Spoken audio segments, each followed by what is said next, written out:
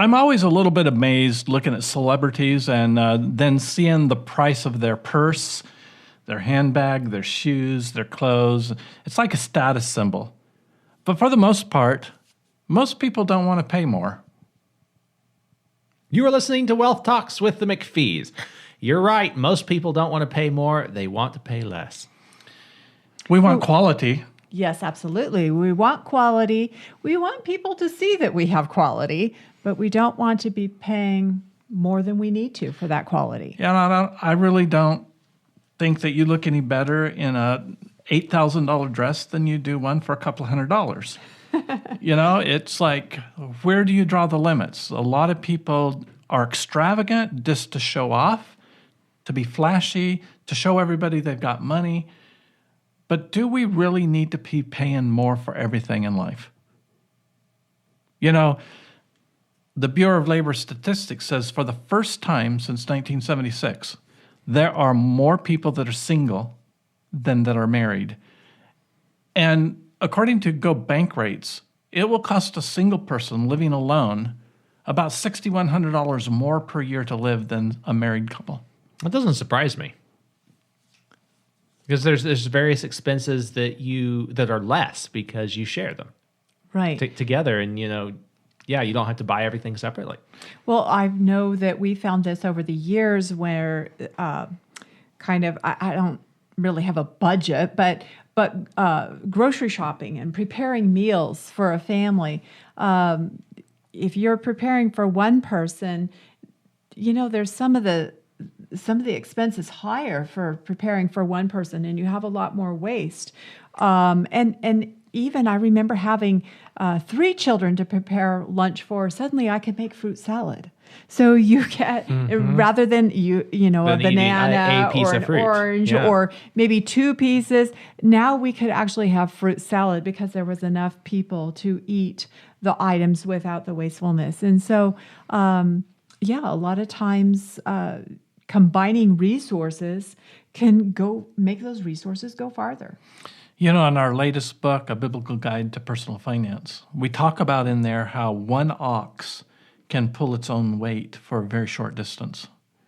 But if you take 2 oxen and you yoke them together and you hook them on, they can pull their combined weight for great distances. Mm-hmm. And this is very similar to marriage. It's very similar to the mutuality that comes when free people that are like-minded join together for one cause. They can get something done that one person alone couldn't.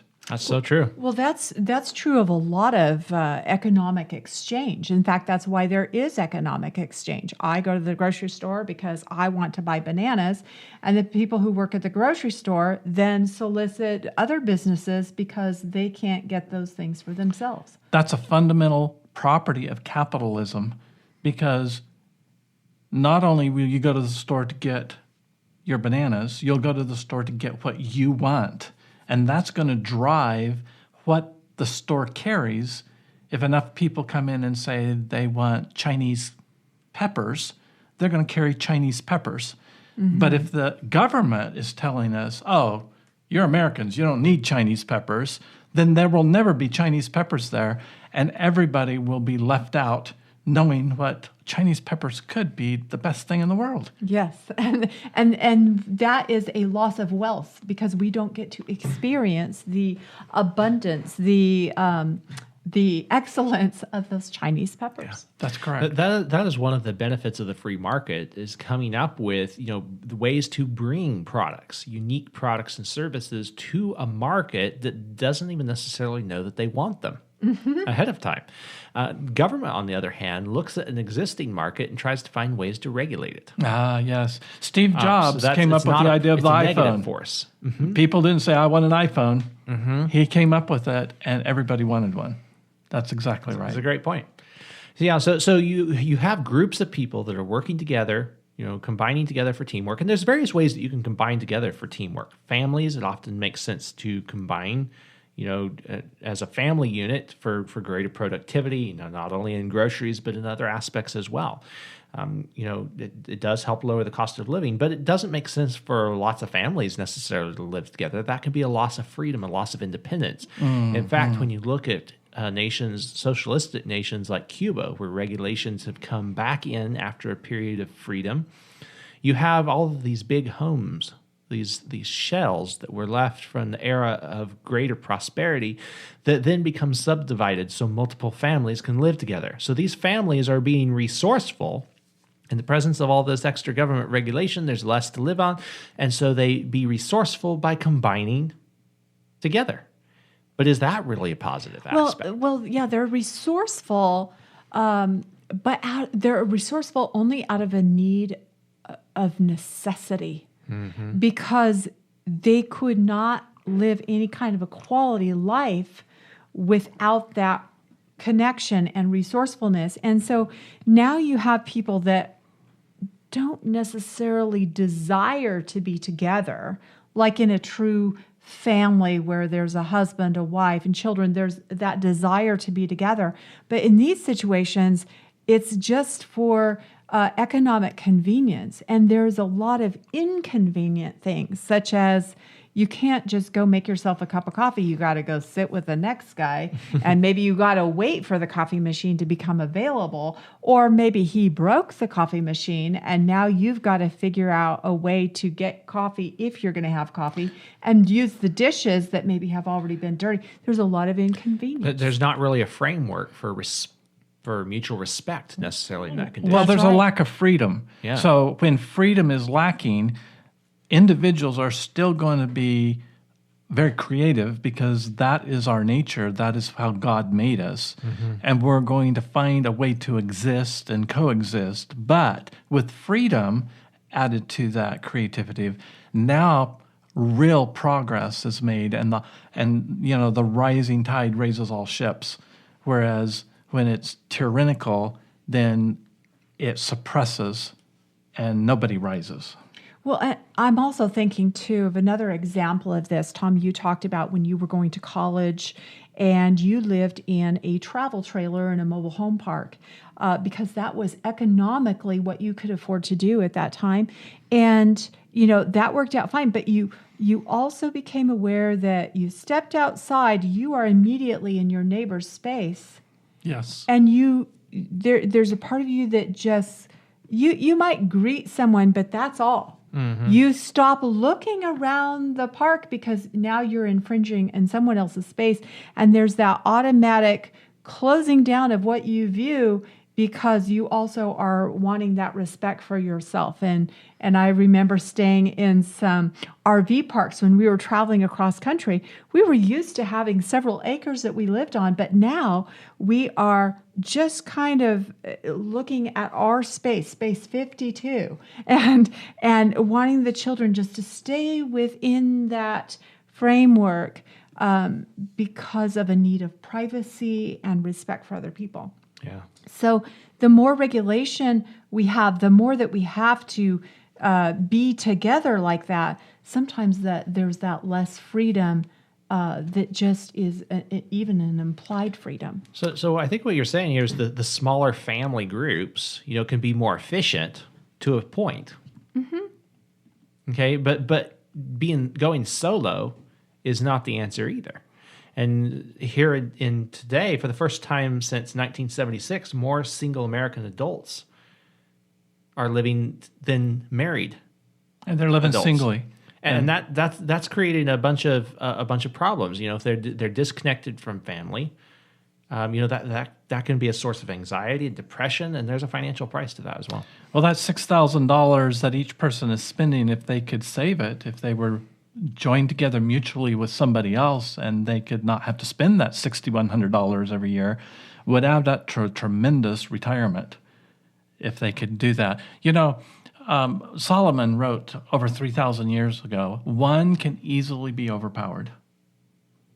2 can defend themselves. But a cord of 3 strands is not quickly torn apart. And that's what marriage was all about, is 2 individuals coming together and uniting with God, and they become almost unconquerable as long as they're pulling together. We get an example of this in nature where the Canadian goose, it always flies in a V formation. And do you know why one side is longer than the other?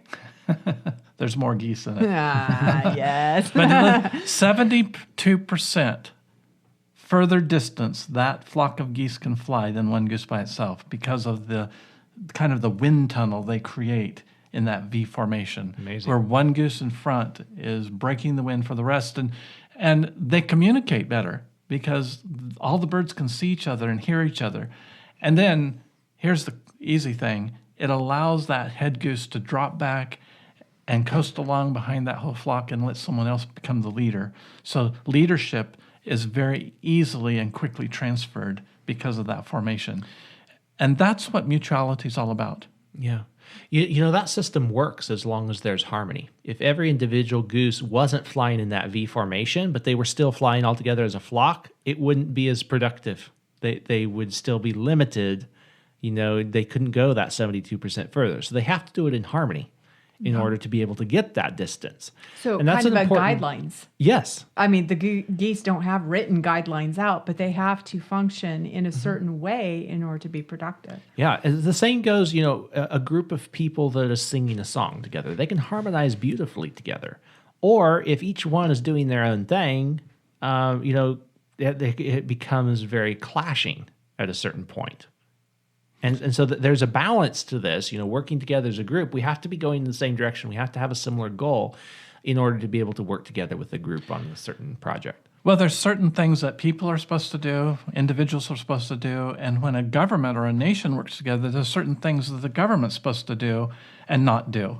You know, as we're talking today, a group of our family is off hunting, and we like to hunt the pronghorn here in Nevada. And the pronghorn, often called the antelope, is a really intelligent animal. They have 300-degree vision, okay? And when a herd is together, they always place sentinels out.